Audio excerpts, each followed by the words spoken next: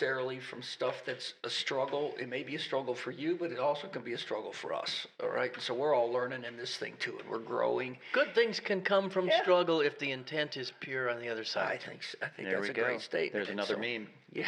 Make a note. There it is. So just understand, before we get into this, we've titled this In the Middle of the Middle East. So you can imagine that this is our topic for tonight. And it can get a little uncomfortable, both for us and for you out there, our rogers, our listeners. Just understand one thing. We don't claim to be perfect. That's a taste of In the Middle of the Middle East. This week's episode of The Wise Guys, a podcast that unleashes the unthinkable in culture, religion, business, and everyday life. This week, they will relate some dynamics from the conflict in the Middle East to our own lives. So, it's time to step over the line, strap in, and see if you are willing to let Mac, the Rev, and Coach Stu take you to a place of thinking differently. All right, welcome to the Wise Guys podcast, where we unleash the unthinkable and step over the line to see things differently, go to the inside edge, and stimulate new thinking and new realities that plant a promise, an alternative, and an energized hope. Really, that's what we want for you guys. We might even answer some questions you hadn't thought to ask. That's always an exciting thing for us. So, howdy, I'm Mac, and I'm your host in this episode.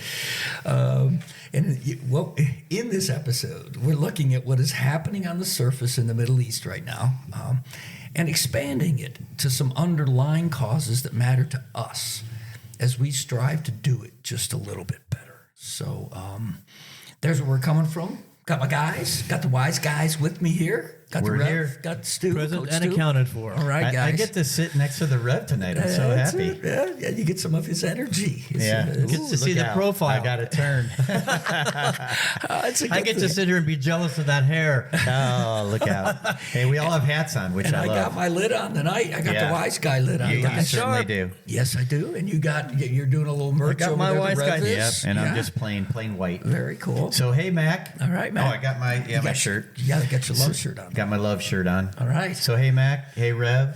Yeah. And hello to all you beautiful exotic cocktails out there. Absolutely. We're glad you're here.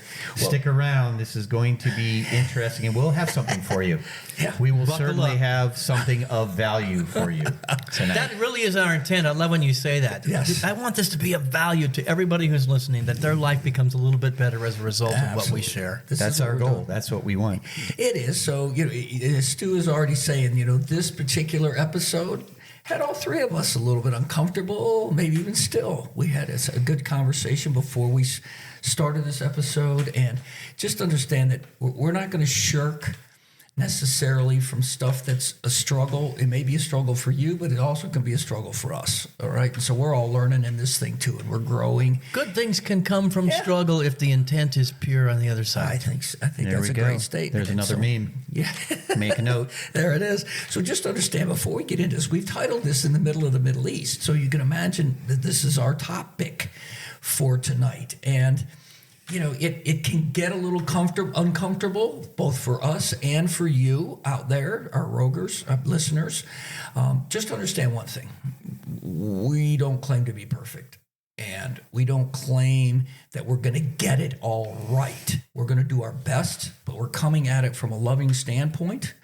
We want to give some perspective and some background on a macro sense. And this just happens to be an example that we can use it over. If we'd have done this podcast episode 2 years ago, we might be talking about Russia and Ukraine. All right. I mean, so, we're going to use this as an example, but at the end of the day, it's really about how we use the example to make our life better, and how do we bring it home on the micro level to our feelings, our perspectives, our relationships. So hang with us through it. Give us a little grace, in it all, because we really are trying to approach this from a very, neutral standpoint when it comes to, we got two different factions here.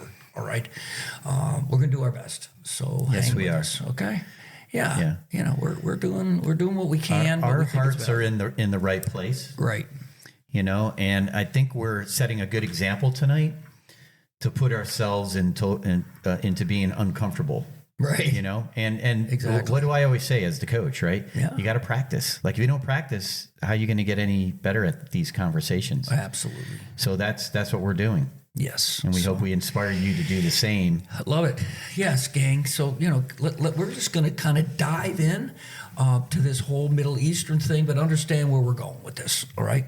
We're going to try to give you just some high level background, and we may not get all the facts right, but we're trying to paint a picture here of, how did we kind of get to where we are ish? Okay. So it's not exact. It's not, we might get some of it a little bit wrong. You might, if you are strongly one way or the other in this issue, we might, not get it quite right from your perspective. Again, It's okay to be strongly on one side of an issue or the other. It's another thing if you've dug your heels in. If you've made up your mind and there's no room for the possibility that maybe there's understanding that can happen, then you might as well tune out of the podcast now. But if you're willing to suspend being entrenched in a position, I think something good can come from that. Amen, the three of us man. do that. We sit down, we don't think the same. Right. So we're willing to listen, put our ears on, let our hearts be open, and then something good can come from that always. well, that's our mission I love it. right there. Right. Perfectly Still? said. Yeah. We have good stuff. The man. Rev does that every Sunday. He also gets, he can be a little fussy at times too, and has to deal with. I'm preaching to myself tonight. Well, we are. Yeah, we already said that we're a work in progress too, right? So Well, there is a reason why all this matters. I know we're going to get to that. Yes, But I just it wanted is. to mention for all of you out there that there's a reason why we're talking about this and why we feel it matters as you navigate life. Right, Matt? Exactly. And we're going to get there. Yeah, all right. we will. As meaning-making machines, that's what we are as human beings. Let's find some meaning for the macrocosm that maybe we don't even fully understand, but we can make it mean something to our individual lives and making the world just in our little sphere of influence a little better. Absolutely. So it's I never looked at it that way, or I never thought about it that way. Yep. That's what we don't. Again, we've always said that's music to our ears, right? So I usually start the podcast with what we call our wisecrack. Right. Well, I had a little different, feeling about that in this episode. All right. So even though we still might call it my wisecrack, but I'm calling it my wisecrack wisdom of the day. All right. And I think this is a wise perspective. Right. So here we go. We can only hope that someday a war will be declared and nobody will come. Right. A good hope Can to you hold. imagine? Isn't that a great hope? I mean, isn't that something to just hold out to, and again, we're going to bring that kind of an perspective and attitude maybe in the second half of this episode on how that might work in our own life. Our perspective. Maybe we have our own wars that we fight or that we battle over, right? Absolutely. And so, I'm reflecting on another quote. Mother Teresa said at one point, "You invite me to an anti-war rally, I will not show up. But if you invite me to the pro-peace rally, I'll be there every single time." perspective. I like isn't that, it? the positive perspective. Yeah. Yep. Right. Okay, that's awesome. What am I moving towards, not what I'm fighting against? I love it. All right. That's so great. There it is. That is so It's important. Perspective, isn't it? So we're going to kind of dive into this, this situation, and it's a long history of religious, cultural, economic, political, and sovereign rights. I mean, we're talking about a part of the world that's, been inhabited for a long, long time, at least from recorded history as far as that goes. And there's been lots of stuff that has happened. Okay, we're never going to be able to touch on all of it, and that's not the purpose of what we're trying to do. But just understand that this is a broad, topic, and we're just going to try to give you, if you don't understand, at least in the least bit, about some of the history and why the people may feel the way they feel, we're going to try to do our best to kind of give you a broad brushstroke on it, okay? But at the end, foundationally, this is really a conflict, if you will, or an issue that revolves around the land. All right. I mean, it's steeped in ownership of the land. Now, certainly politics can come into it and religion can come into it and all of that, kind of stuff. And it does. We're not trying to say it doesn't, but at the core of this dispute, which is really a core part of many disputes around the world as different countries come into other countries and want their land. Okay, so this isn't unique. I mean, it's not like this never happened It's before. kind of the human version of, not to lighten this at all, but Finding Nemo, there's a scene I love where all the seagulls are fighting over a piece of fish. Yeah. Mine. It's the human version. Yes. But much more serious than a bunch of seagulls fighting over a piece of fish. But there's a piece of land here involved in this fight. Exactly. And everybody thinks it's mine. It's mine. It's mine. It's mine. Right. And we're not trying to, we don't want to start out by diminishing anybody's perspective on that, on the ownership of the land. We're not going to land a plane that one side should have it and the other one shouldn't. We're not going there. All right. So you might have your own perspective and your own passion about what's right in that situation and what's not. So out of the gate, I'm just going to own my perspective. Coexist. Can we coexist on the same piece of land? Right. That's where I'm gonna shoot. I haven't towards. heard that said. I mean, honestly, I have not That's awesome. heard that said. Can we? Good question. All right. So let's do a little, this is a real little quickie. Guys, you can pipe in along the way if you want to, no worries. But I'm just going to kind of give some background, cut me some grace here, cut me some slack here, especially if you're really well versed in this, right? But this is more for the folks that are going, what's going on over there? What's the big deal? I really don't understand why we're all focused on this so much, okay? So here we go. This is kind of an ancient, I'm going to call it a rivalry, but it's something that started literally with Abraham. If you go into the Old Testament, the Hebrew Bible, right, you're going to find a lot of this in there. Between Abraham's sons, Isaac and Ishmael. All right. So it really, you can trace certain things back even as far as that. All right. And that's 1800 to 2000 BC. All right. So, we're talking a long, long time ago that we have this sort of separation and animosity that starts. It's an energetic, inherited us versus them. There you go. Him versus me. Right. It's there energetically, and it's been passed from generation to generation. Exactly. And again, in the second half, we're going to talk about how that might be existing already in your life right now. All right. So then the Jews are given the Canaanite land, which is the land that we're talking about, that land of Israel. All right. According to their story by God, around 1250 BC. All right, so we got this now where the Israelites, they weren't Israelites before they came. They were God's chosen. They were the Jewish people, kind of, if you want to call it that. They weren't Israelites yet, because there wasn't any Israel, although they come from his name, right? Father Israel, right? All right, so no land owned yet until God gives, the land to the Jews. They come in, they defeat the Canaanites and seven other civilizations that are all part of that whole part of the world. All right. So they live like that. They go through, several centuries. And then here come the Assyrians and Babylonians, and they conquer the land in two different times. One for Judah, and then they take the rest of the land later. All right. So now you've got the conflict and people conquering other people, which is, typical. But then Rome comes into the equation. Well, now I want to put a little dot there. Yeah, it's conquering, winning, losing. All the whole time, people are dying. People very are true. dying. Yes, they are. Okay. And, and it's flip-flopping back and forth. All right. So now we got Rome that comes into the picture, and literally they get tired of all the Jewish rebellions and all of the kind of stuff. And so they basically, in about 138, just finally say, enough. Okay, we've had enough. That's I had BC here, but it's AD. All right, it's 138 AD where the Rome finally says enough, and they raise everything, and they just basically kick the Jews out. All right, so now the Jews are in the diaspora, and they don't have a home. They don't have a homeland, and they live that way for centuries.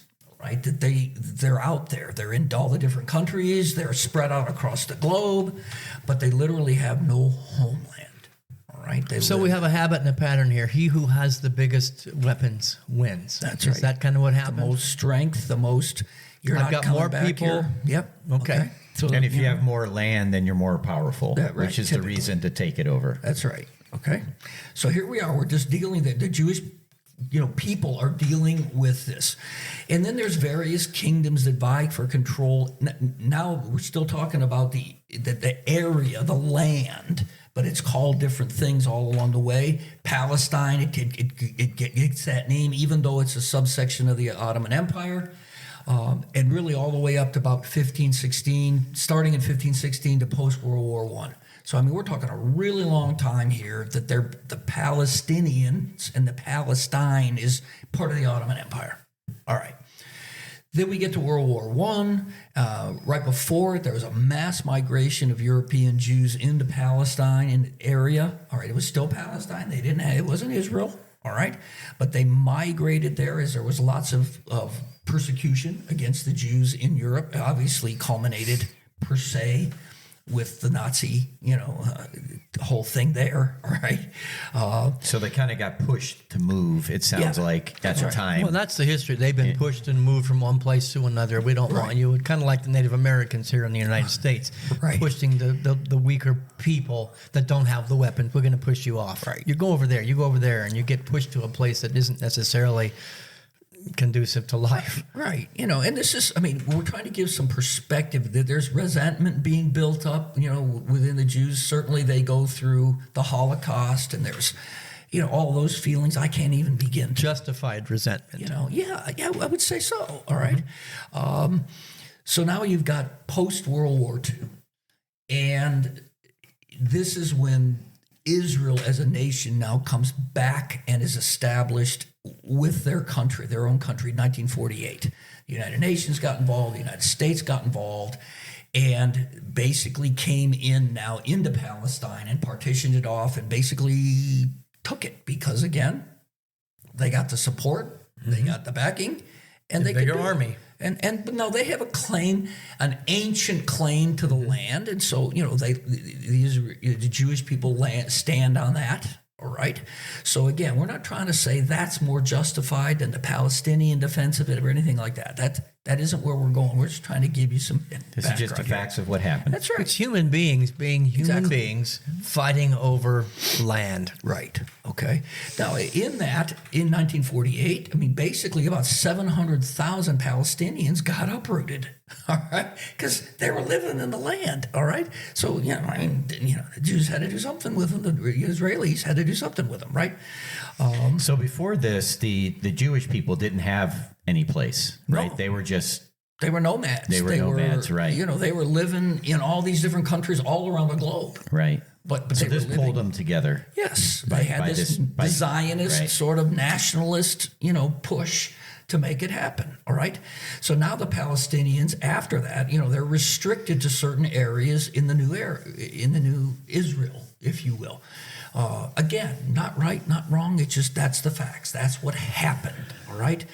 And of course, this is a continued conflict. Certainly since 1948, there have been numerous numbers of smaller conflicts, the 7-Day War and all these other kinds of things, as Israel has managed to maintain its foothold in that part of the world. Now, again, you can say, well, they're persecuting the other people that have a right to live there, or the other way around, and Israel lives in constant fear because other people are going to. Yes. Okay. Well, there is constant fear when you do have the threat of, I want to annihilate these people from the planet. Right. That's a very real fear. Exactly. And there are terrorist organizations all around the world that want that to happen. Again, We got to acknowledge that. one of the Jewish statements that are made is that with the Holocaust, never again. They have that. I don't blame them. All right. But at the same time, we're going to acknowledge in a very general sense that everybody in this and almost literally any conflict, there's two sides to every story. Mm-hmm. All right? And there's wounds on both sides. There's right. deep historical pains on both sides. That's right. We're not trying to justify one side's, case or cause against the other here.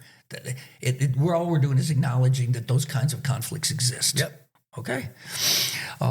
So then we're going to that's some of the background, all right? Incomplete as it might be, give us a break, but we're trying to give you a little bit of history that this has been going on for a long time, okay? That's the message.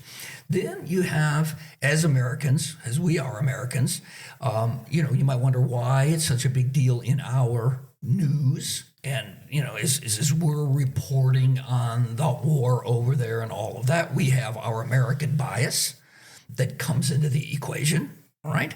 And so there's a few things about how the United States would look at Israel as a country, right? And again, these are generalizations, and these are just things that have happened over time.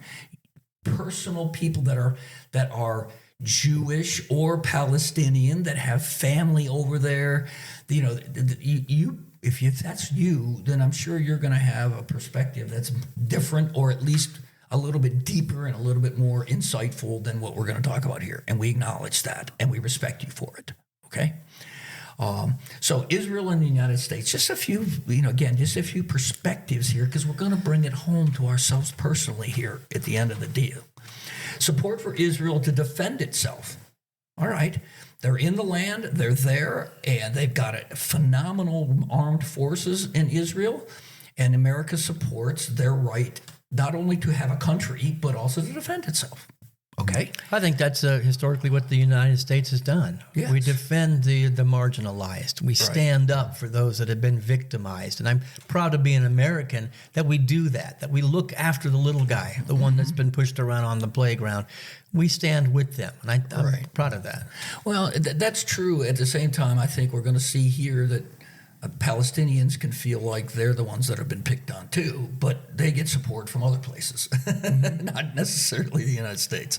And I know I want to rush to the microcosm, but when I look at my Jewish neighbor to the left and my Middle Eastern neighbor to the right, I'm going to support both of them. They both have been victimized to a point. Well, there you go. Both have wounds that are deep and are real, and I want to put my ears on and seek to listen and to understand before I make a judgment. Absolutely. I don't want to take a side. I want to be the guy in the middle that says, is it possible that there can be conversation, that we can come together? Call me a Pollyanna, but I still believe that's possible, that there's another way other than, okay, my bombs are bigger than your bombs, I'm going to blow you up, I win. We've seen that over history, so it is possible. Yeah. As the world moves further and further, more technologically advanced, and the weapons get more, it's hard to say whether we can come to maybe some of the agreements that we have in the past. I'd like to still believe we can, just like the Rev is saying. But the world's a different place today than it was 50 years ago or 100 years ago. I mean, we just have to adapt to it all. So, we've got that support for Israel to defend itself. And it kind of started in 1948, Truman's, support of Israel. Of course, it came through the United Nations as well. In post-World War II, with the Cold War, we were politically and strategically trying to support countries that would buffer the rest of the world against the Soviet Union. And Israel was one of them. All right. That's just a political move. It is what it is. You can agree with it. You can not agree with it. You can think it was fair or not. That isn't the point. Okay. And we're not going there. All right. We're just trying to say that this is why the United States has been involved in Israel as a country, and what's going on over there. We're more focused on them than we are someplace in Africa, maybe. Okay, just a fact. Okay. Then we tend to look at, as we are around the globe, the United States, the impact of the defense of the flow of oil, and mainly through the Suez Canal. Do we have an ally in the area to help us protect ourselves and other parts of the world against a possible, issue with the Middle Eastern countries that don't align with us, all right? And those have moved along and changed over time as well. But the point is now we have a strategic partner in a particular part of the world that matters. Okay, that doesn't take anything away from how I might feel about the, Israeli people or anything like that. It's just a fact. All right. We're looking out for our best interests, and there's nothing wrong with that. Okay, and we are willing, currently and historically, to send a large amount of aid, to Israel to support their cause, to support them, whether it's economically or militarily or whatever. That's a choice that our government has made. All right. And again, it's about the strategy of that place in the world and what they bring to the table. And I want to believe that, we can feel empathy and a tie to those individuals on both sides of the equation. But when a government operates in a macrocosm, it's really not personal. They operate in their best interest in general. All right. And then we have, of course, you can't deny this, but there's political influence of Israel via contributions toward political parties. I'm not picking on any one or the other. It's just that Israel has their own interest in mind as well, all right? And they have contributed to whatever means they can to help further their cause. Again, just a kind of a fact, all right? And then you have in America, and not just in America, but we're just talking about America right now, where some folks who have a particular religious affiliation in America and around the world see, that part of the world, Israel in particular, as an integral part of what they would see as the movement toward the end times of our existence here on the earth, and then with the new earth and Jesus coming back and those kinds of things. So sometimes an attitude can be one of, well, this is natural, this is normal, this is what the Bible says is going to happen. Okay, we're going to end up with these conflicts because it's all going to be Armageddon at some point, and here we go. I want Jesus to come back. So this would be more of a Christian perspective. It would, yeah. Because, people that aren't Christian may not see it this way. No, it would. You're right. Yes, it is more because it comes from the Bible. I say that. Right. I always hesitate saying Christian because it's like, what's your definition of being Christian? But exactly. People that believe in God and Jesus and the Bible and that type of thing. So the people that don't, they may not have an interest in this, but there's certainly a large number of Christians in our country that would run it through that grid. That would put it through that and again, be thinking of that. If you do, then you're going to look upon all of this and around the world, not just here. There's a number of Christians in the Middle East that are trying to, find their way in the middle of this. And absolutely. I think it's important to bring in, Jesus talked about the New Jerusalem. What is the New Jerusalem? Is it a physical thing? Is it about the land, or is it about a consciousness that needs to emerge? And I believe that when Jesus was speaking, he was speaking about a consciousness that has to emerge from all people. Agreed. Not just the ones following him, but from the Jews, from the Islamic people. Everybody has to develop a new consciousness, and Armageddon is the dying of an old paradigm of us versus them. That's going to die, and the New Jerusalem is going to be, what are we doing? We belong to each other. There's got to be a better way. Rev, you just exploded some brain cells. Not on your I don't brain, have many to sacrifice. On everybody else's brains. That what you just said is a whole nother episode for us to discuss. Yeah, that's for Which sure. I would love to do because that's an interesting topic of What's the conversation. Carly Simon song? Let the river run, come the New Jerusalem. I'm ready for it. That's what I want to see happen here. Right. That certainly can be interpreted, doesn't necessarily need to be in the physical by any means, okay? Right. But again, if that's where you're coming from, that's the way you would tend to grid these kinds of things. This is your bias. This is your lens that you look at things through. So anyway, that's some of the background, gang. That's about, we're about halfway-ish through our episode. We're going to take a little break right now, and then we're going to finish this thing out, and we're going to bring it back home, and we're going to talk about why it matters to us as we navigate life.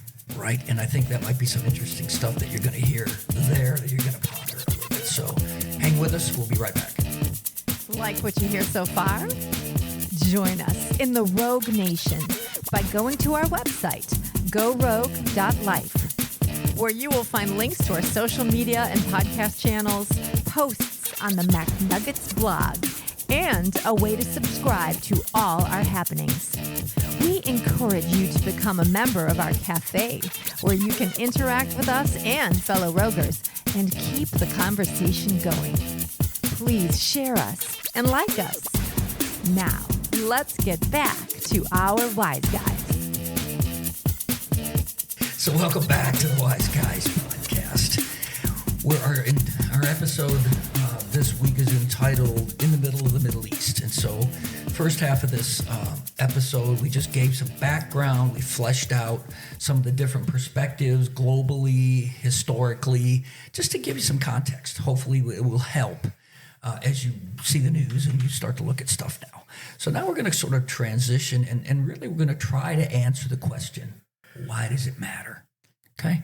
Why does all of that we just talked about, why does it matter? You know, I live on, I live my life, and it doesn't really affect me, and I'm sensitive to the loss of life over there, but it's off my grid. It's just off my, it's just, I don't know, all right? And you can take that attitude, if you will, about lots of stuff that goes on outside of our own individual bubbles, okay? So again, we're just using this as an example, but apply it to whatever you want, all right? So why does it matter? All right. At the very core of it, as far as I'm concerned, it's really relational, all right? That as we begin to look in on that situation and see how some of those people are looking at it, how they feel, how they treat other people, what means they use to accomplish their ends, we live in a microcosm of the very same thing, okay, in our own lives, every single day. So, you know, maybe at the beginning you say, it matters from a religious standpoint, and I don't mean your faith. I mean, how do you look at people of other faiths? How do you look at people that don't adhere to the way you might look at God or that you might practice your faith? Right. Right? Yeah, that's a good point. You know, one of my favorite things I've done over the last 15 years is do a Habitat for Humanity build, Yes, an interfaith I've done that build. too, yeah. And I have been side by side with an imam on one day It's so working, fun. and the next day I'm working side by side with a rabbi, and nobody's got their garb or their religious doctrine or dogma. It's just guys being guys, hanging out, talking about what's meaningful, and that's service. Yes. So can we transcend the religious differences and come together? An imam and a rabbi. I wish that we were all working on the same day, but there's Sabbath in there that gets in the way of the Habitat build. That's right. They have them on Saturday and Sunday. Yeah, They do, yeah. exactly. And I worked both days. I worked on my Sabbath day. You know, how different would people's interaction with one another be if you pulled the adjective out of who they are? Yeah. Right? Right. Like I was hanging out with the Jewish person or with the Islamic person or with the black person or the Spanish person, whatever the adjective is, like if you pulled that out, like imagine like you're even kind of blinded, like what would your interaction be like? Would it be different? You know, because of an unintentional bias you might have or an intentional one, but you might have one. Yeah.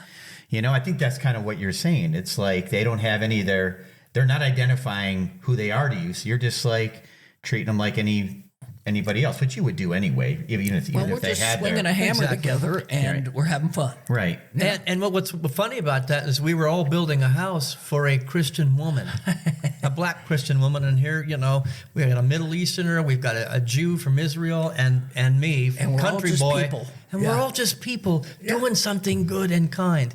Now, it's Exactly. important to I love not it. go blind, though. You know, when you mentioned black, I have my black friends say, I want to be acknowledged that I have an experience. My Jewish friends, they have had an experience, their family and their tradition. It's important to be sensitive to it, but I Sure. don't define this relationship by anything except our humanity. Well, there's the key right there. Okay, that there may be these differences that are obvious that you can't say don't exist, but you really have to put them back aside to just core humanity. You know, we're just exotic cocktails, Right. all of us together, and you may be in a martini glass, and I may be in a highball glass, and somebody may be in a, you know, it doesn't matter. Okay, we're all human, right? So again, from a religious, that's why it matters. So can we bridge some religious gaps that we might have in our own life, all right, with others, all right? And again, I already talked about this relational, right? It's highly relational as to how you deal with conflict, how you love one another as Jesus's core, if you're a Christian, or really, I think if you're almost any religion, I think at the core of it's love, in general. I mean, Well, and let's go a little deeper. How I deal with my wounds, how I deal with my pains, how I deal with my betrayals, how I deal with the things that hurt so deeply in the core. Do I perpetuate the wound by causing more wounds, or do I take a moment to, what I would say, become a little more Christ-like, a little bit more God-like, if you will, right, and find a different way? So I'm going to make you hurt as much as I hurt. And I think in my life that I've not found that mechanism works. Probably not, right? Well, again, are we coming back in our own lives to our particular circumstance, and is our initial reaction to whatever might be happening in our life is to, quote, launch bombs, okay? Or shoot at the other person, or whatever it might be, okay? Harm. Sometimes it is, I'll be honest, humanly. Sometimes I'm unconscious, and it's like, okay, you want to get into an insult war, I'm going to launch some bombs your way. And then I go, that's not accomplishing anything. And I feel really bad about myself when I go to sleep. Well, again, these are all things that we need to start to ponder. And we're trying to give you some of these things so that you can begin to grit them. Well, one thing I know for sure, based on what you just said, Rev, is everybody has a story. Yep, that's true. And if you took a moment to be interested in that story, instead of you just being interesting, talking about yourself, right? You might look at somebody from a different perspective. Right. Oh, and that might be that might make all the difference. Seek first to understand and then to be understood. St. Francis. Well, this brings us to our next point that I've got, and that's a point of view. Everybody has a point of view, a grid, a bias, the way they look at life. And they can even be Christians. They can even be Muslims. They can be Jews. They can be Palestinians. I mean, you can't lump everybody into one bucket and think that they all think the same, because they don't. Right. So you're saying like all that Christian said X, and so that all Christians think that. Exactly. Or whatever the group is. I mean, you name the group. Well, you can't do that. Well, we're all like, I mean, to my point in the beginning, we're all like exotic cocktails. Like, we're all unique. Just because I say I'm Christian or whatever it is I am, I'm unique. I might think differently than you, even if you're a Christian and I'm a Christian. You know what I mean? That's the point. That's the whole point. Yeah. That's the point of view you're talking about. My most conservative friends that I love so much that I hang out with, they'll say, tell me how you came to that story. Tell me how you came to that. They're seeking to understand. And then we share ideas, and in the sharing of the ideas, a greater story emerges. Right. But there has to be a willingness on both sides of the table to not label you, because you're a white male, heterosexual Christian, this is who you are. You can't do that. Yeah. Or because you're a black male, this is who you are. I put you in a box. It's individuals meeting individuals with a unique collection of stories and experiences. And I want to crawl into your story and your experience to understand. Just because I have long, beautiful, curly brown hair doesn't necessarily mean I'm a musician. Well, now I happen to be one. I know it. Don't assume that I am. Oh, God. Oh, sorry, I didn't mean to do that. But, hello. Yeah. Okay. Anyway, the point he is. does. Meanwhile, back at the point. Video, okay. Yeah. So. Points of view, right? Points of view. And so understand something. Stories. Else Everybody too. has a story. And a lot of times, I'm just going to end with this, and we're going to move to the next one. A lot of times that he who screams the loudest with their story gets the attention, right? Yeah, true. So you have to understand that there's media involved, there's promotions involved, there's politics involved, there's all kinds of stuff involved that people are going to push their agenda over, that you just got to be really careful. You don't say, well, that's how all of them are. Okay. Right. So just understand how this all works, that we like the sensationalism of, the squeaky wheel, all right, whatever the situation might be. I know you want to move on in these points, but I got to say this, and I wish all people. I have a dream, guys. I have a dream, and I wish all people. All right, Martin. Would look at life this way. Even if it's not on my radar, and I don't have any perspective on it. If it matters to you, it should matter to me. Yep. I wish everybody would look at life that way. It doesn't take away anything from my beliefs and who I am, but it shows, I care about you as a fellow human being on this planet. Yeah, that's a great perspective. I care about you and I respect you and you have value and you have worth and so does your experience. Right. Amen. Okay. I hope some of this resonating out there. Hello. All right. We get convicted by it a little bit. We can agree with it a little bit. But at the end of the day, we all have a little work to do. There's no doubt about it, right? Guilty as charged. So why does it matter? From an economic standpoint, all right, again, people are motivated in many regards, whether it's countries or individuals, by the economics involved, right? This is, especially in the West, this is who we are, all right? Our jobs, our money, our stuff, we're motivated by the economic, ramifications. And again, I don't mean, out there, I'm talking about right here, right with you, all right with me, all right? That how much of my motivation, how much of your motivation has to do with the economics of buying the stuff and having the stuff and, posturing over it. And I'm not... and looking after your own best interests, just like we've talked about, historically with countries. I think we're blessed. How wonderful that we are in a country that supports us, a democracy that says you can look after your own best interests and you can get ahead and move ahead. Right. However, not at the expense of your neighbor to your left or your right. There it is. Okay. It doesn't need to be that. That's right. where There's enough for that's where everybody. the world makes a mistake, in my opinion. Right. You don't need to take from somebody else to gain. Nope. Right. There's plenty. In my belief, there's plenty for everyone. There should be nobody that's starving on this planet. All right. Just literally. Unless, of course, this is the house I purchased, I'm living in, and then you came and kicked me out of my house and took it over. Yeah. Does it change? Where do I stand in that? I don't. You shouldn't have to do that. Was my point. You shouldn't have to do that. Right. There should be a place for you. Everyone does that should be require? able to have a place. What does that require of us? Let's just take it out of the national scene individually. What does that kind of world that some people would say is nirvana, others would say it's pie in the sky, what does that require of us individually? That's what I want to cultivate in myself. Sure. In order to not have to take away somebody's good from my own. Well, I think there's this thing that we've lost sight of, especially in America. I'm just going to say, I don't know about wherever you are listening. I can't speak for what's going on wherever you are. But we don't hear often enough. I'm not going to say never, but we don't hear often enough the words common good. Okay. That we have a responsibility to the common good. And sometimes that requires me to lay aside my wants, my desires, my. For a greater good. For a greater good. And there's a balance. Everybody's got to come to grips with that. But the world would certainly, I think everybody can agree that if we had more of that perspective, in general, the world would be a better place. Okay?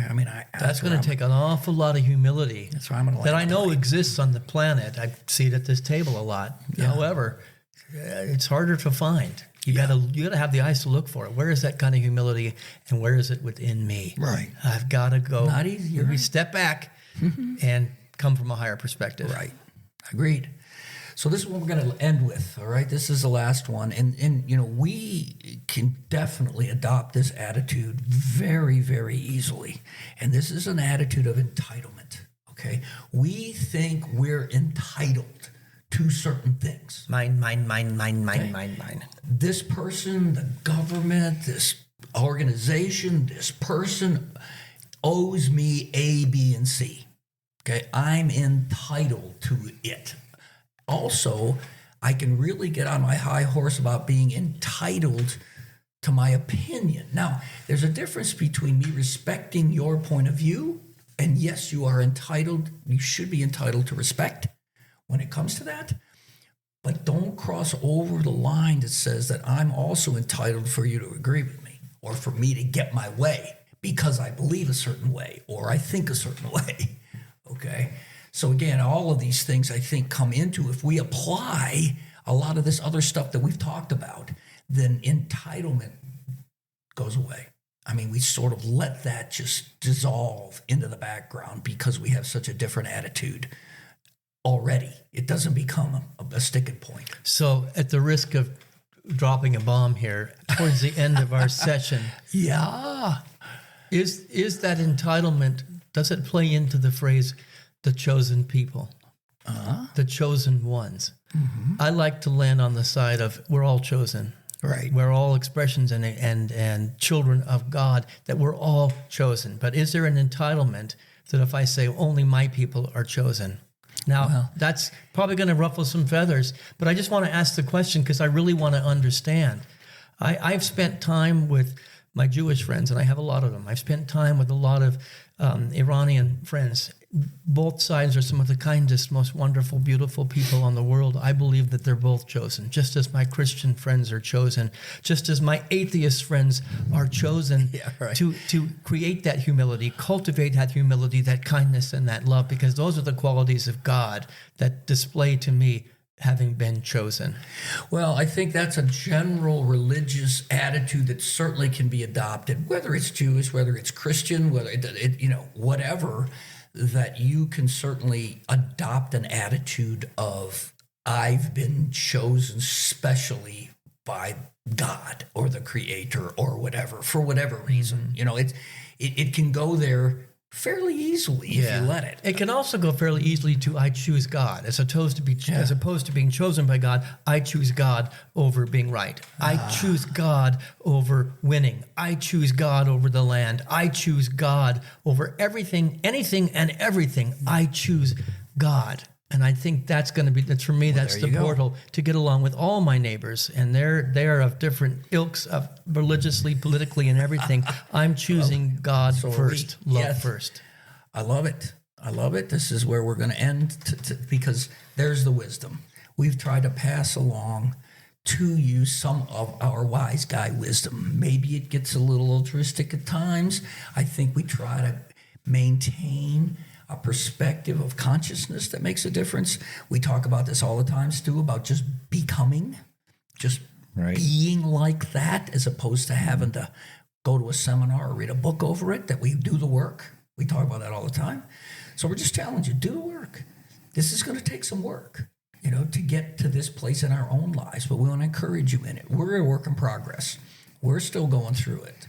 And so we hope we can give you some support, some encouragement. Go to your people, talk through this, and see if we can't start to make this shift that's already happening, I think, globally, And go share your story. Your stories are important. We want to hear them. Love it. Make sense, guys? Yeah, Good stuff. Huh? Thank you. Yeah.